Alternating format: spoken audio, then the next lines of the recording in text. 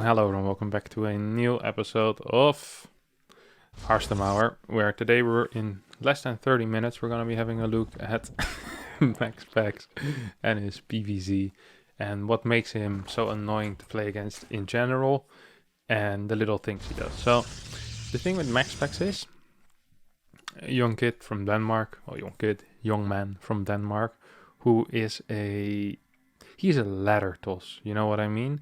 When you guys send me emails about how annoying Protoss is, you guys send me emails about everything that MAXPAX does. He cannon rushes, he makes voidrays, he builds colossi, he A moves, he wins games that he doesn't deserve to win. So we're gonna start by just having a look at some of the plays he makes on this map to start with. It's Chaganata. So he just built cannons very, very late and kind of forcing Vanya to cancel in basically the last few seconds or last moments. Has to build a hatchery over here. No. MAXPAX is like, well, that's cool and all, but I have a cannon here. You can't take that base. Let me do the same trick over here. So he builds a pylon. He knows this ramp can be moved down from with links. Like he's just gonna, if you move 4 links down here, you're gonna lose 2. And then he's like, all right, because of that, links are gonna stay in the main base. And what I'm gonna do is I'm gonna build a couple of cannons on this base as well, while getting my own nexus, getting a Stargate. So start with a cheeky cannon rush, very, very late, just in smart positions. Of course, single pylon here. Actually, this gonna two are gonna come out. But now this is basically walled in already, right? So there's only gonna be maybe a spot for. He's not even gonna go for the cannon. That's actually kind of odd. I didn't expect that at all. I wonder if this. Yeah, you can just cancel these 2 pylons and he should be fine. He can even add more cannons. Yeah. So what you do in this case is you add extra cannons, and then the moment this hatchery gets cancelled, you cancel these cannons. But if the hatchery doesn't get cancelled, you finish these cannons, you just kill the hatchery. So you see, he already was getting ready to build another cannon right there. Meanwhile, behind this, he's getting, I don't think he needs a cannon at home. He just needs a battery, really. He needs to get some stalkers at home as well, ideally, or an adept in the wall. Then he can just get a voidray, which is ideal against most things. You know, just want a voidray. It's good against roaches. It's fine against Linkbane and what? Why doesn't he have a single unit yet? Oh, never mind. He just lost his adept. Yeah, so he wants to go scout with his adept. Sees a bunch of links, 19 workers to 24. And even though this game isn't standard at all, it feels pretty standard for a MAXPAX game because something dumb happened and at the end of the day, he's ahead. And this seems to happen way too much in his game, right? Like he just, in my mind, whenever I watch a MAXPAX game, he does something and in my mind it's like, oh, this is not supposed to work.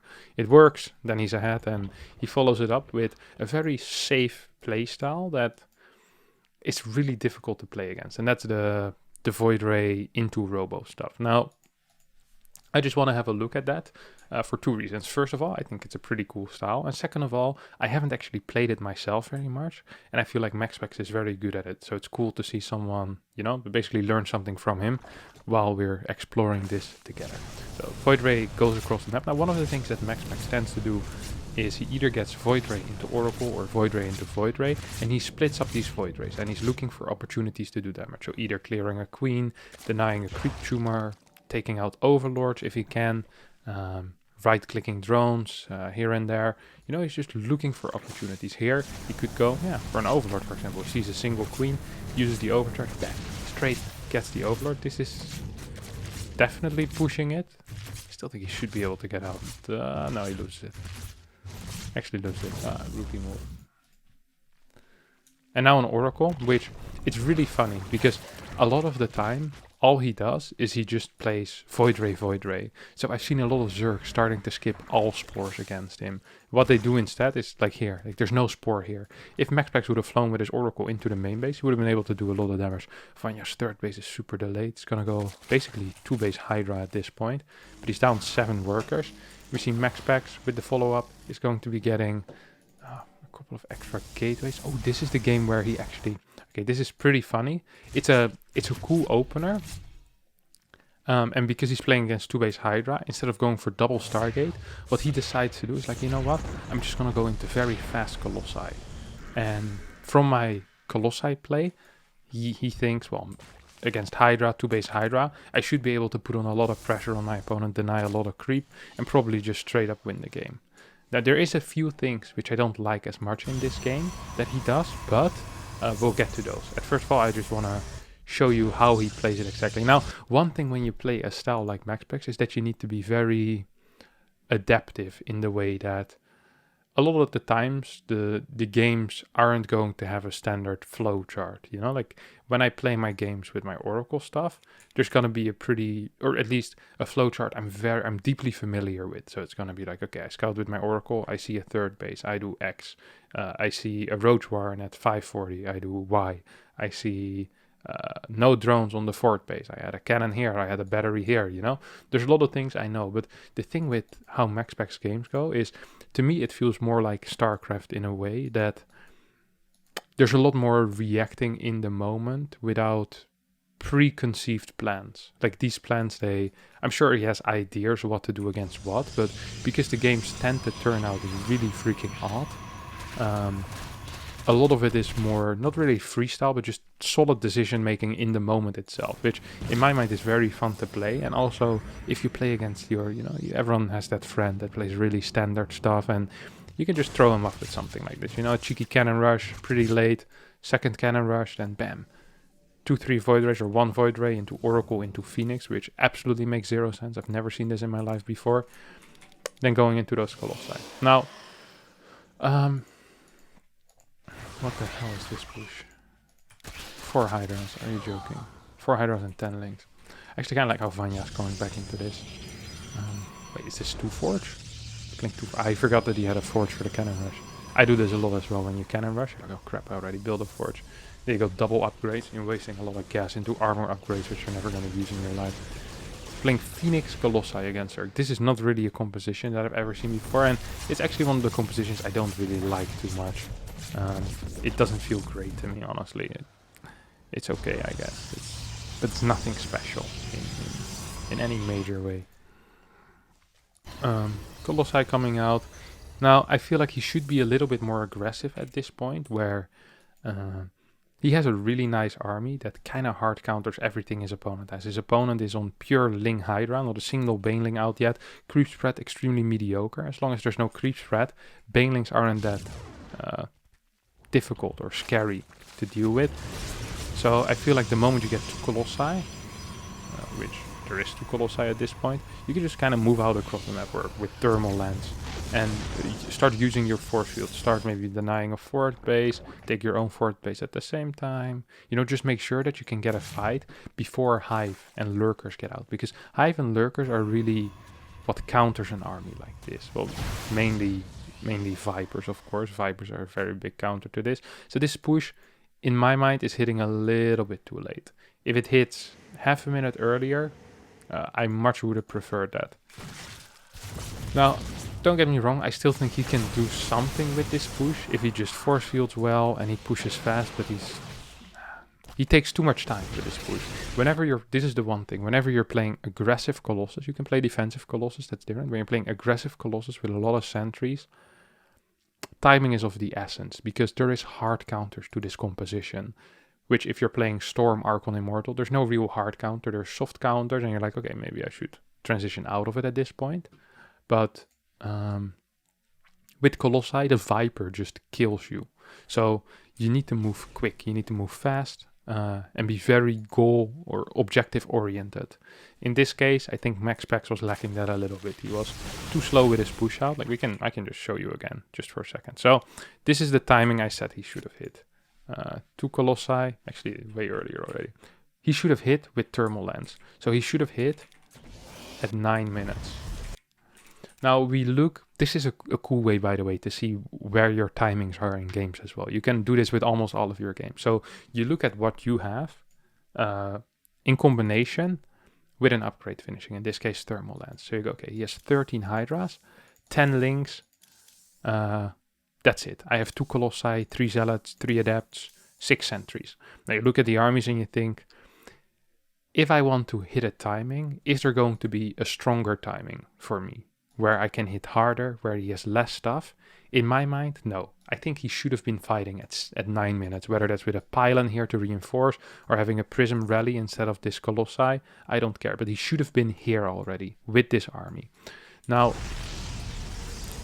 if we remember, kind of semi-remember what we had, and then we move over to the point in time where MAXPAX decided to fight. So that is a solid minute and a half later. I think he ends up fighting at 10 minutes and 30 seconds.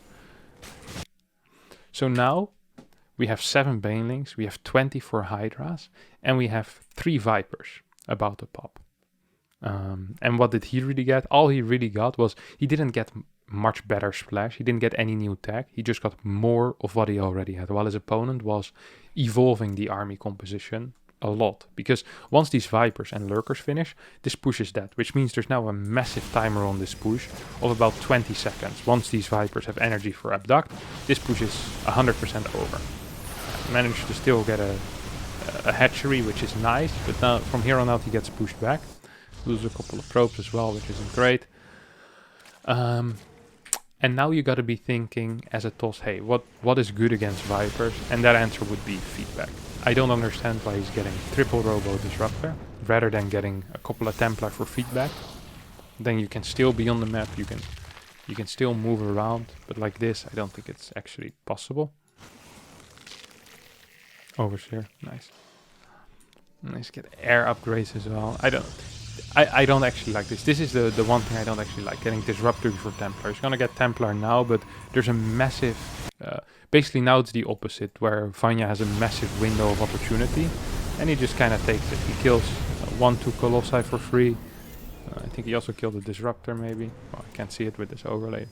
Let's just assume he killed a Disruptor. And at this point, what you want to be doing as MAXPAX is you want to be getting rid of your crap army and replace it with good army. But he's not really doing that. Instead, he's just going to be going into a massive army that is crap all around. Like, people always say, well, Disruptors are the counter to Lurker. That's a lie. I was going to say it's not the truth, but no, that's just a lie. Disruptors don't actually counter Lurker. Well, they counter Lurkers if it's just Lurkers and the Lurkers can't move. But Lurker Viper that jumps on top of this type of army, this is what happens exactly. You just move in, and then you just pull a bunch of the guys, you lose all your Disruptors, and you cry. Yeah. And then MAXPAX loses the game. Absolutely terrible, but the start I liked. And I liked the mid game where he went into that push where it made a lot of sense for him to get Colossi against the army he was facing. He just missed his timing by about a minute and a half. And it's funny because a lot of people, when they think of timings, they think of... Most timings are like, okay, I move out when I have 3 Colossi. But if you watch a lot of the higher level games, a lot of the time the timings aren't as straightforward as that. But they're more in relative to what their opponent has or how the game has been going. So you'll see stats or trap move out without actually hitting any of the upgrades, but just knowing that they can be on the map and trying to deny a third base for a bit against the Terran. Stuff like that is what you see very often, which is, it's cool if you can realize. And watching replays, it's very easy to do that. Now, this game is over, he loses, that's all good, I don't give a crap. We don't really care about the results, we care about ideas. And the idea of the cannon rush into the voidray stuff was really good. It also sets him up for the rest of the series against Vanya. So let's hop into game number 2. Alright, this is game number 2 between Vanya and MAXPAX. And here he once again opens up with a cool little build. This is a good move by the never mind. I'm not even gonna discuss it. He got the minerals, then walked back home. Sometimes you see people just wait. Sometimes they go back completely, but don't get any minerals. This is the golden route. I love it when people do that. Gets a forge once again. Follows it up with a cybercore. And then, oh, actually he goes for the pylons first. That's funny. A little bit of a 3 pylon wall here, of course. Pop, pop. Cybercore, and he gets a cannon. I don't think he's gonna go for a second cannon rush, but it's of course possible. So he sees, okay, this gets cancelled. He was gonna build another cannon. Very funny. He sees a hatchery, but he can't cannon rush this one because he doesn't control the ramp like he did last time, right? So it's not possible. So actually, Vanya making a Roach Warren makes absolutely no sense because the ramp isn't being controlled. This Roach Warren is an error. It does nothing for Vanya. This cannon is useless. You can just kill it with 6 links and a queen that walks there, you know? You don't actually need roaches for that. But instead he's going to build 3 roaches. I think he even turns them into Ravagers in this game. We see Stargate once again for MAXPAX. I think the next is still a little bit late, but this is a fine situation, honestly, for him. It's an absolutely fine situation.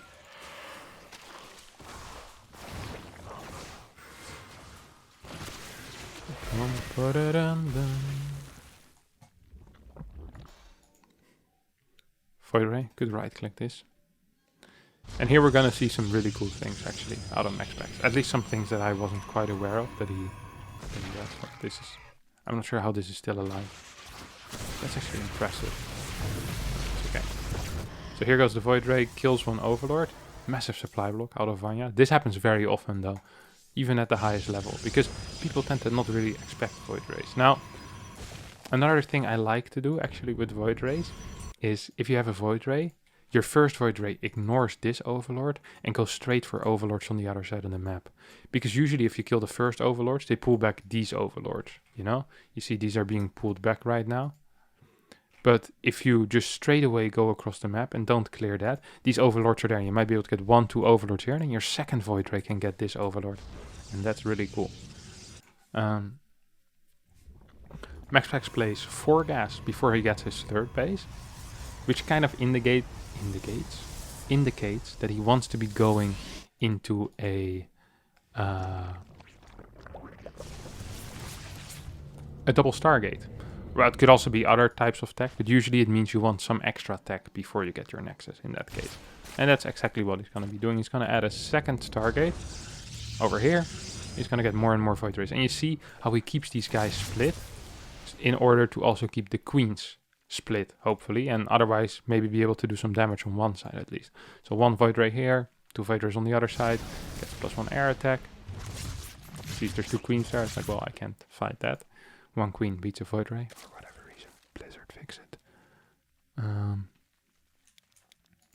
Robo should go down soon. Now, this is the style that I really wanted to talk about. This is the previous game. What he did is he set up the mind game for this basically. So it's like, all right, see, I build a voidray, then I go into Colossus Stalker, and Vanya's like, I don't give a crap. Colossus Stalker is garbage. And then MAXPAX like, all right, now I'm opening voidray, 3 voidray, and Vanya's like, 3 voidrays. And I'm like, no, 4, no 5, and you just keep adding more and more voidrays. Gets a robotics facility, a cannon. I'm not sure what that cannon is for, but I love it. I love it. It's just harassing with these voidrays. Even just doing things like attacking the Roach Warren, trying to take out extractors, almost losing voidrays to queens. That's the type of stuff I want. Oh! How fast are queens? 218. Okay, they're slower. Voidrays are so freaking fast at the moment. It's insane. Twilight, he plays Robo, double Robo even, and then gets a Robo base. Now, I like this for the simple reason that there is no 4th base. Do I like it as much if there is a 4th base? No, not as much, because you don't really need it in that case. You don't really need to have extremely fast Colossi, or especially not double Robo Colossi. Single Robo Colossi might be fine. Then you go into Storm after, or you go into Carrier, Voidray, and then into Storm or Templar, whatever after. But for what he's doing now, this is solely because he sees no 4th base. And it's really easy to control that as well with these Voidrays. You see that? Really easy to control.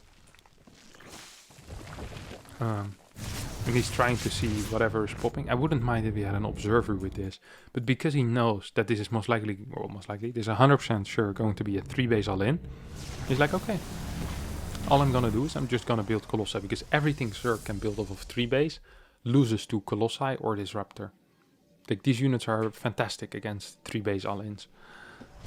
Gets an extractor, pisses off again. Oh, almost loses a voidray actually. Gonna lose a voidray. Oh, poor kid. Supply blocked as well, which sucks. Yeah, he's gonna get a Colossus. voidray. Disruptor? No, 2 Colossi. Oh, he's super supplied up. Holy cow. I wouldn't have minded seeing 1 Disruptor here first, honestly. I think it would have been better, because Disruptors have lower build time, especially if there's some roaches in the army as well. Now, the real power of the Void Rays, defensively, is in combination with the Super Battery as well. You can win quite a lot of time with that. And then, there's 2 ways you can kind of approach this problem. There's the way in which you can clear all the ground. And after you clear the ground, you're like, well, now the Colossi kill all the Hydras. Or you can kill all the Hydras, and then your Void Rays clear all the ground. And I believe that MAXPAX in general prefers killing Hydras. So you see, he's just focusing Hydras, not so much with the Colossi, but with the Void Rays. He's just making sure that the Hydras are going to die. Here, once again, he's just kind of giving up that Colossi. And then all of a sudden, here Vanya's, okay, wait a second, I have actually 0 Hydras here. Time to go home. MAXPAX lost 25 workers, but this is still okay, because this is still all in. As long as there's no fourth base, there's not above 60 workers, you can lose a bunch of workers as TOS, because your units are just so much better than whatever the hell it is he has. He needs to get either Viper or high Baneling counts or Lurker, and none of that is possible from 3 base for Zerg. So, MAXPAX just gonna be bum-ba-dum-ba-dum, more Colossi, and this is this insanely easy army to control. Voidray Colossi, it's beautiful. I love it. I love it. So you can actually just copy this exactly. Just the straight boom, double Stargate, Voidray, Colossi. If you're seeing no 3 base, if you see, like I said, if you see a 4th base, I like to play single Robo, get some Colossi out and go some Templar and Voidray Colossi Templar. It's basically Wings of Liberty all over again. What happened with the Voidrays? Is this all the Void Rays? Oh, okay. Oh, into the main base. You forgot to recall for a bit. Hey, he's still gonna absolutely blast this army though, so no issue. No issue here, guys. But yeah, I think against this type of army, adding 1 or 2 Disruptors, yeah, is definitely the call. Because these units tend to clump up. They kind of suck against... they suck at splitting, basically. Real talk. Some Void Ray is a legend. It's not gonna make it, but could have made it in theory. Some workers, blah blah blah. You can also get cannons, batteries, that type of stuff here. I wouldn't mind that. I really wouldn't mind that. Getting a couple of extra cannons. Getting sentries with this army is also sick. At this point the game is pretty over. I don't think this part is too interesting. Bum. See how he just moves everything in one go. It's a single control group. This could be you guys. He's really good right now, MAXPAX. Hop. Counterattacks with the Void Rays, recalls, then tells his opponent to leave the freaking game. Adios, losers.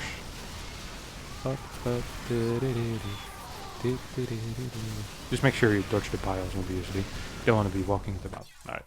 Game number 3. Alright, here we are.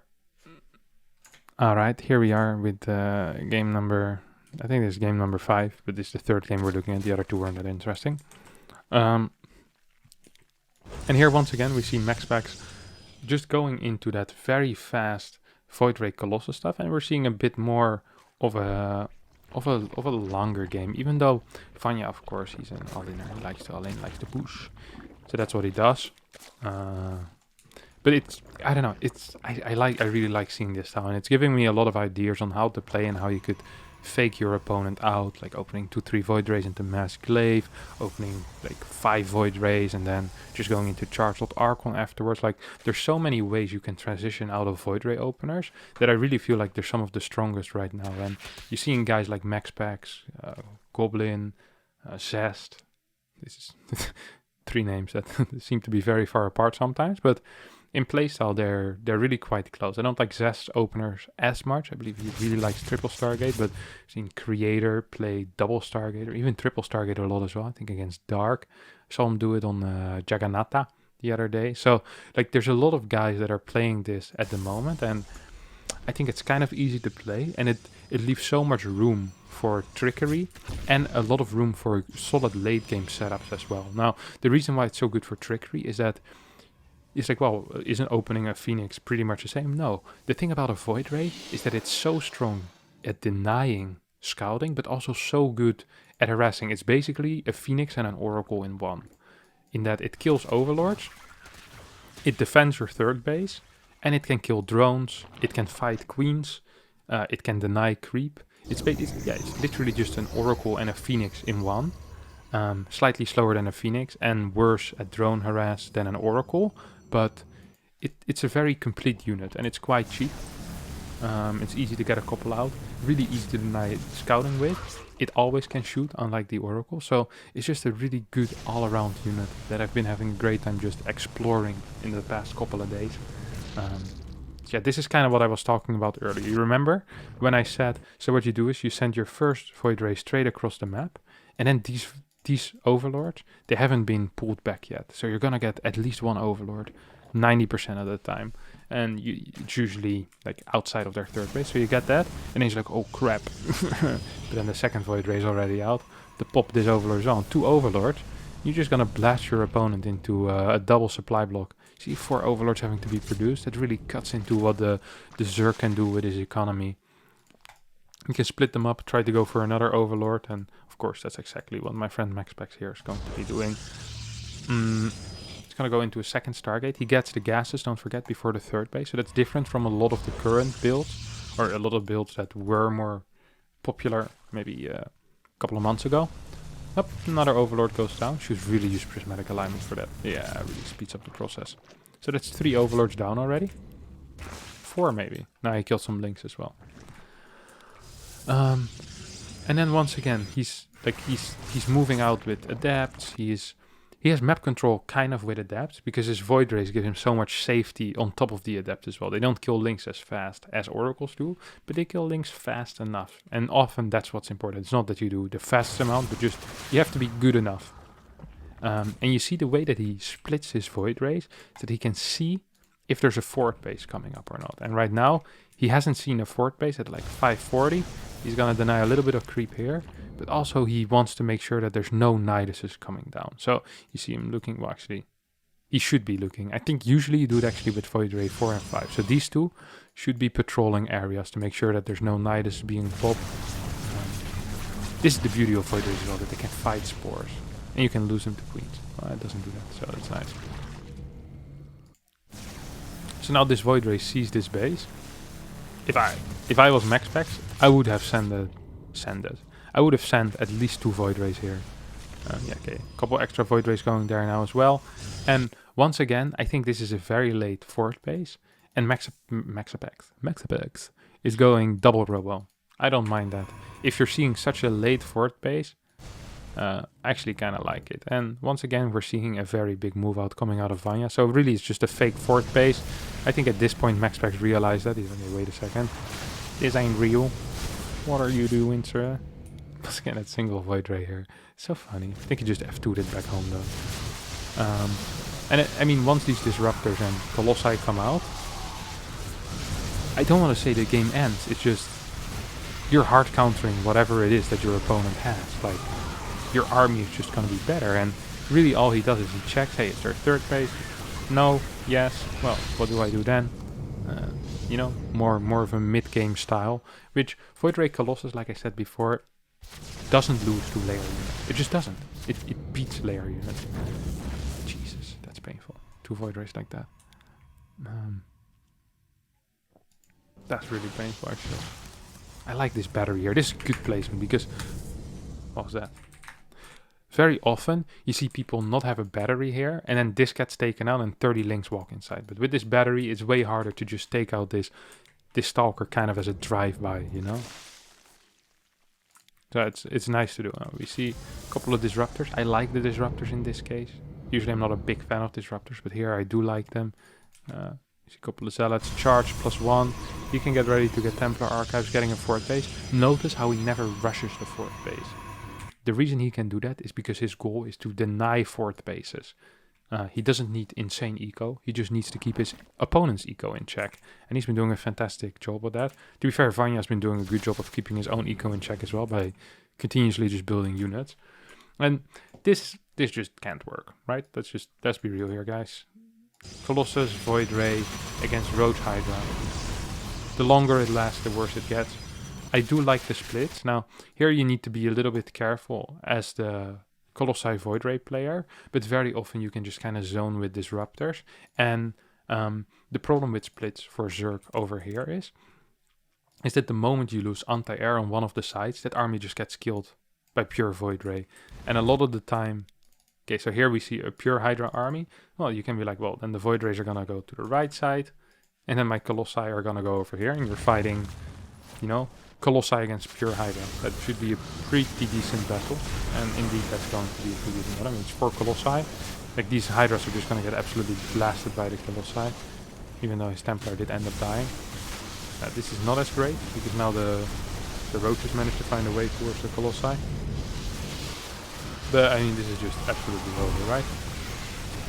Nothing he can do against this. GG gets called, and MAXPAX wins this game as well. So, it's just a fun little style that I saw, and I was like, hey, I'm not quite sure how you're supposed to play it or the things you do, and I'm not entirely sure yet. It's just an exploration process. Maybe I make a second part of this when I played it a bit more myself, but for now, this will have to do. I hope you did enjoy this episode of